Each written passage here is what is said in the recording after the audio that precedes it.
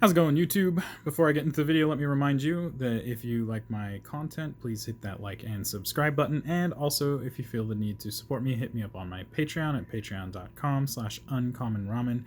Capital U, capital R. I do all this in my free time, so any amount of support can help me bring more of this content to you more often.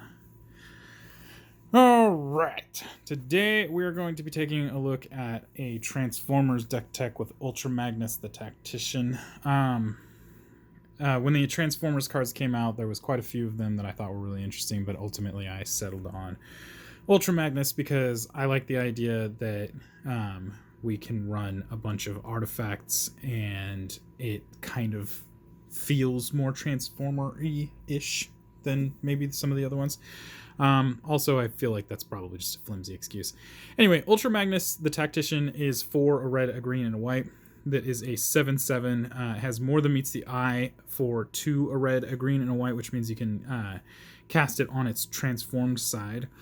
It has Ward 2, and whenever it attacks, you may put an artifact creature card from your hand onto the battlefield tapped and attacking, and if you do, you convert him at the end of combat. So we're going to take a look at that converted side here. He becomes Ultra Magnus Armored Carrier with Living Metal, which basically just says that he can attack without being crewed. Or actually, what I should say is that during your turn, he counts as a creature and not a vehicle.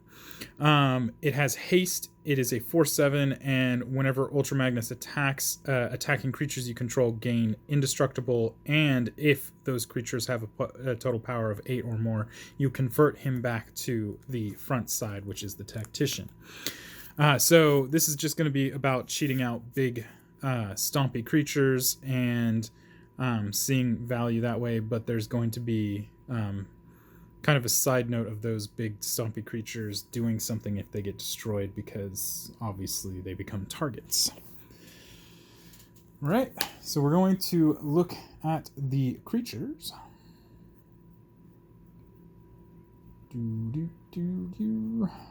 Oh my gosh, there's quite a few of them in here. There we go. All right, we're gonna look at the creatures. We're gonna start with Alibu, Ancient Witness. It's a 4/5. Other artifact creatures you control have haste, and whenever one or more artifact creatures you control attack, Alibu Ancient Witness deals X damage to any target and you scry X, where X is the number of tapped artifacts you control. Sorry, I had to make sure I was reading that right. Anyway, Alibu is just a really cool piece in here for helping you set up your next draws and just dealing incidental damage. Then we have Ancient Stone Idol. Costs 10, but it costs less for each attacking creature you have. It has Flash and Trample. It is a 12/12. But if it dies, it turns into a 6/12 with Trample, which is part of the reason it's in here, is just trying to make some value out of its death. We have Angel of the Ruins, and again, you're going to notice that a large portion of these are specifically artifacts, otherwise Ultra Magnus can't use them. Angel of the Ruins is 5 and 2 white with a 5/7 body, flying, and when it enters the battlefield, you get to exile up to 2 target artifacts and or enchantments, and it has plane cycling for 2, so you can kind of fix if you need to. I hate to see that kind of lack of value, but you can also, on ETB, exile artifacts or enchantments, which is fantastic, and again, gets right through the Indestructible. Next up, we have Arcbound Shikari. For 1, a red and white, it's a 0/0. With First Strike, when it enters the battlefield, it gets +1/+1 for each other artifact creature you control, and it has modular 2. So it's going to start with 2 +1/+1 counters just because of the modular ability. And then it's going to get +1/+1 counters for each other artifact creature you control, which is basically what this deck is trying to do. So it's actually a relatively large creature on ETB. Then we got Blaster Combat DJ, another Transformer here. For 3, a red and a green, it is a 3/3. It's more than meets the eye. Cost is 1, a red and a green. Other non-token creatures and vehicles you control have modular 1, and whenever you put 1 or more +1/+1 counters on Blaster, you get to convert him. So we'll show you the converted side. We got Blaster Morale Booster. This is a legendary artifact with modular 3, and you can pay X and tap it to move X/1/1 counters from Blaster onto another target artifact. That artifact gains haste until end of turn, and if Blaster has no +1/+1 counters on it, you convert him, and you can only activate that as a sorcery. With the modular thing, there's going to be a lot of +1/+1 going around, so switching him from combat DJ to his other side is actually not that hard. Next up, we have Blightsteel Colossus. We have the Megatron version because I thought it really did look really good in this deck, considers a Transformers deck. So we have Megatron 12. It's Blightsteel Colossus. It's 11/11 with Trample, Infect, Indestructible. If it would be put into a graveyard, you can reveal it and shuffle it into your library instead. So it can't be. It's basically protection from recursion. We got Bosch Iron Golem. It's a 6/7 with Trample. You can pay 3 in red to basically throw an artifact. You sacrifice an artifact and deal damage equal to its converted mana cost to any target, right? Yeah, to any target. We got Bronze Guardian. 4 and a white for a star 5. It has double strike and ward 2. It gives other artifacts you control ward 2, and its power is equal to the number of artifacts you control. We got Canoptic Spider. Costs 5. It's a 4/4. It's got flying, and it says whenever another non-token artifact, creature, or vehicle enters the battlefield under your control, you get to draw a card. We got Combustible Gearhulk for 4 and 2 red. It's a 6/6 with first strike. When it enters the battlefield, target opponent may have you draw 3 cards, and if they do not, you will mill 3 cards and deal damage to that player equal to the mana value of those cards, which is really good. We got Cryptothrall, which is 4 for a 3/3. It has Protector, which means that other artifact creatures you control have hexproof. We've got Darksteel Colossus, which is the Optimus Prime version of him, which is Trample, Indestructible, 11/11, and has the same text as the Blightsteel Colossus, where if it goes to the graveyard from anywhere, you shuffle it back in so that it cannot be reanimated. We got Foundry Inspector. This guy costs 3 for 3/2, and it makes all your artifact spells cost 1 less. We got Goldmer. It costs 2 for a 1/1, and you can tap it for white mana. We got Joyrus Familiar. It's 4 for a 2/2 with flying that makes all your historic spells cost 1 less. We got Karn, Legacy Reforged. For 5, you get a star, where his power is equal. Well, his power and toughness is equal to the highest converted mana cost of artifacts that you control. And at the beginning of your upkeep, you're going to add colorless mana for each artifact you control that can only be spent on artifact spells. I wanted to see if it said abilities too, but it looks like this mana can't be spent. Oh, it can be used for anything that isn't a non-artifact spell. So you can use it for abilities, you can use it for artifacts, you can use it for you name it, just not non-artifact spells. And until end of turn, you don't lose that mana as steps and phases end. We got Leonin Abunas. 3 and a white for 2/5. Artifacts you control have hexproof. We got Lochiel, Clockwork Scholar for 2 and a white. Is a 2/4. You prevent all combat damage that would be dealt to attacking artifact creatures you control, and whenever one or more artifact creatures enter the battlefield under your control, you get to draw a card, but it can only trigger once per turn. Got Metalwork Colossus. It costs 11 for a 10/10, but it costs X less, where X is the total converted mana cost of non-creature artifacts you control, and you can sacrifice 2 artifacts to return Colossus from your graveyard to your hand. We got Meteor Golem. 7 for a 3/3. When it enters the battlefield, destroy target permanent an opponent controls, and because we're cheating this in, we don't have to pay the 7, which makes it even better. Got Mycosynth Golem. This guy is 11 for a 4/5 that has affinity for artifacts and gives affinity for artifacts to all creatures that you control, right? Artifact creature spells you play, that you control. We got Myr Battlesphere, 7 for a 4/7. When it enters, you put 4 1/1 Myr into play and Myr tokens into play.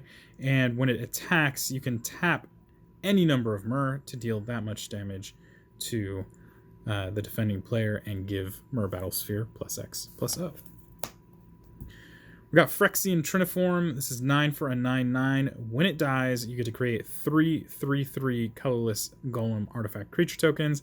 It has Encore for 12, which means that you get 3, well, potentially 3 Triniforms when it Encores, and then when they die, you get 12 golems. We got Platinum Empyrean. For 8, it's an 8/8 that says your life total can't change. We got Prowl, Stoic Strategist, 3 and a white for a 3/3. It's more than meets the eye cost is 2 and a white. Whenever Prowl attacks, exile up to one other target tapped creature or vehicle for as long as that card remains exiled. Its owner may play it. Whenever a player plays a card exiled with Prowl, you get to draw a card and convert Prowl. And he will turn into Prowl Pursuit Vehicle. Again, Living Metal, 2/3. Whenever another creature or vehicle enters the battlefield under your control, you get to put a +1/+1 counter on Prowl. If this is the second time this ability has resolved this turn, you get to convert him back. Just a good way to exile things temporarily. Next up, we have Ratchet, Field Medic. It's more than meet the eye cost. It's 1 and a white. It costs 2 and a white. It's a 2/4. It has lifelink.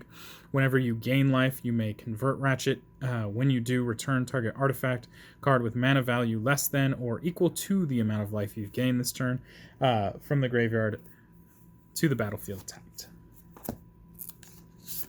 And then its converted side is Ratchet, Rescue Racer, Living Metal, lifelink 1/4. Whenever one or more non-token artifacts you control are put into a graveyard from the battlefield, convert Ratchet. This ability only happens once each turn, which I kind of feel like makes sense because he's already converted, but we won't talk about that. So if you pump him up, he will return bigger and bigger things. So some of these things are worth returning. We've got Ruin Grinder. 5 and a red for a 7/4 with Menace. When it dies, each player may discard their hand and draw 7 cards, and it has Mountain Cycling. Then we have Solemn Simulacrum for 4. It's a 2/2. When it enters, you get to search your library for a basic land, put it onto the battlefield, tapped, and shuffle. When it dies, you get to draw a card. We got Steel Overseer for 2. It's a 1/1. You can tap it to put a +1/+1 counter on each artifact creature you control. We got Traxos Scourge of Krug. It's a 7/7 trample. It enters the battlefield tapped. It does not untap during your untap step. Whenever you cast a historic spell, untap it. It's not super hard in this deck. It's actually relatively easy to do that. So this card just happens to have a lot of value. We got Triplicate Titan. This is 9 for a 9/9 with Flying, Vigilance, and Trample. When it dies, you create a 3/3 golem with Flying, a 3/3 golem with Trample, and a 3/3 golem with Vigilance. We got Verdurous Gearhulk for 3 and 2 green. It's a 4/4 with Trample. Whenever Verdurous Gearhulk enters the battlefield, distribute 4 +1/+1 counters among any number of target creatures you control. And then finally, we have Worm Coil Engine, 6 for a 6/6 with Death Touch, and Lifelink. And when it dies, you create a 3/3 colorless worm creature token with Death Touch and a 3/3 colorless worm creature token with Lifelink. So those are our creatures. We're going to move into the instants. Starting with some of the staples like Beast Within, destroy a permanent. They get the controller of the permanent gets a 3/3 Beast token. We got Boros Charm. The main reason we have Boros Charm in here is to give the permanents we control indestructible or double strike. Oh, it's not all permanents. Sorry. So main reason is all permanents can get indestructible. Secondary reason is to give target creature double strike, and then worst case scenario, you can cast it, deal 4 damage to a creature or planeswalker. Got Chaos Warp. You're going to shuffle a permanent owner. You're going to shuffle a permanent a player controls into their library, and that player is going to reveal the top card of their library, and if it is permanent, they put it into play. We got Dispatch, which normally just taps a creature. However, if you have Metalcraft, it will exile the creature instead. Got Generous Gift, another destroy a permanent thing. Its controller will get a 3/3 elephant instead of a beast. We got Heroic Intervention. For 1 and a green, your permanents get hexproof and indestructible. There's going to be a running theme here of either removal or just protecting our stuff, because our stuff is going to become a huge target. We got Return of the Wild Speaker.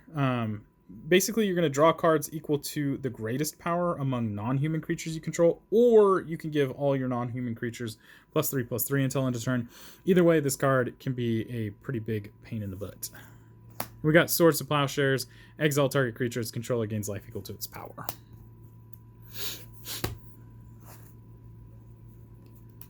Next up, we have sorceries. We got Austere Command, 4 and 2 white.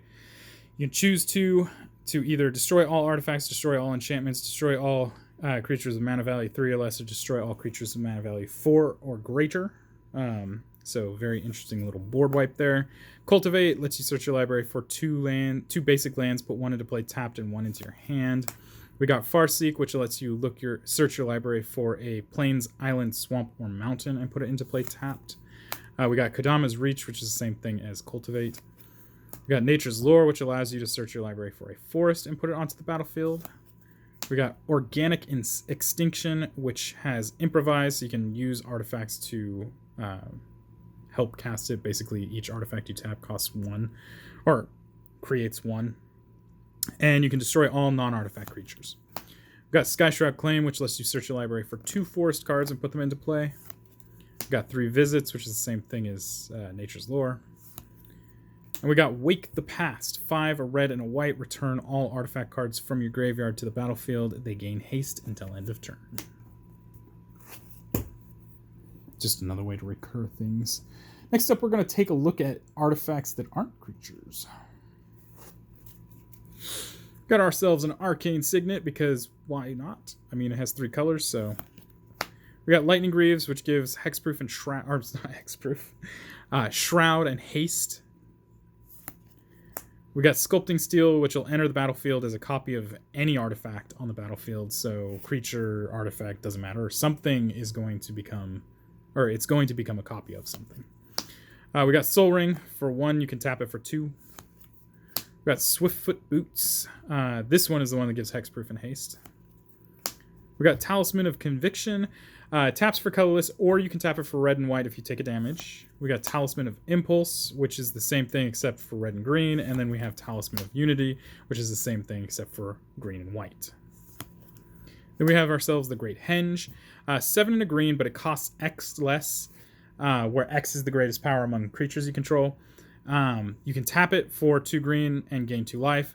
And whenever a non-token creature enters the battlefield under your control, you get to put a +1/+1 counter on it and draw a card. Kind of busted. We got Unwinding Clock, which allows you to untap all your artifacts during other people's untap step, not just your own. Other players, my bad. All right, next up is enchantments. We got Garruk's Uprising for 2 and a green. When it enters the battlefield, if you control a creature with 4 or greater, you get to draw a card. Creatures you control have trample, and whenever you cast a creature... No, I'm sorry. Whenever it enters the battlefield. Whenever a creature with power 4 or greater enters the battlefield, you get to draw a card. Very different. We got Guardian Project, 3 and a green. Whenever a non-token creature enters the battlefield under your control, if it doesn't have the same name as another creature you control, or a creature card in your graveyard, you get to draw a card. Got Pia's Revolution for 2 and a red. Whenever a non-token artifact is put into a graveyard from the battlefield, return that card to your hand unless target opponent has Pia's Revolution. Deal 3 damage to them. Another way to kind of reoccur things, but obviously they're going to take 3 damage, which still works out the way you want it. We got Rhythm of the Wild. Creatures you control can't be countered, and they get Riot, which basically means when they enter the battlefield, you either put a +1/+1 counter on them or give them haste.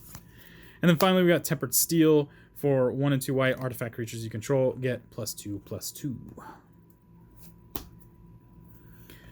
We got Planeswalkers next. We're going to get we are going to be with Duretti Scrap Savant, 3 and a red. It starts with 3 loyalty. Its +2 is to discard up to 2 cards and draw that many cards. Its -2 is to sacrifice an artifact, then return an artifact card from your graveyard to the battlefield. Its -10 is that you get an emblem that says whenever an artifact is put into your graveyard from the battlefield, return that card to the battlefield at the beginning of the next end step. Super good in here. Generally just super good in general. Next up, we are going to look at the non-basic lands. We got ourselves Ancient Den. It's an artifact as well as a land that taps for white. We have Arid Mesa, a fetch land for red-white. We have Bountiful Promenade, a crowd land for green-white. We have Buried Ruin, which taps for colorless, or you can tap 2 and sacrifice it to return target artifact card from your graveyard to your hand. We've got Command Tower in the form of Cybertron. We have Exotic Orchard, which taps for any color that your opponent's lands can produce. We have Great Furnace, which is an artifact and a land that taps for red. We have Jetmir's Garden, which is a triome that taps for red, green, or white. It also counts as a mountain, forest, or plains, and you can cycle it. We have Jungle Shrine that taps for red, green, or white and enters tapped. We have Rustvale Bridge, which is an artifact and a land that enters the battlefield tapped. It is indestructible and taps for red-white. We have Sacred Foundry, which is a shock land for red-white. We have Slagwood's Bridge, which is an artifact and a land that enters the battlefield tapped that also is indestructible and taps for red-green. We have Spectator Seating, which is the crowd land for red-white. We have Spire Garden, which is the crowd land for red-green. We have Stomping Grounds, which is the shock land for red-green. We have Temple Garden, which is the shock land for green-white. We have Thornglint Bridge, which is an artifact and a land that enters the battlefield tapped, has indestructible, and taps for green-white. And then finally, we have Tree of Tales, which is also an artifact and a land that taps for green.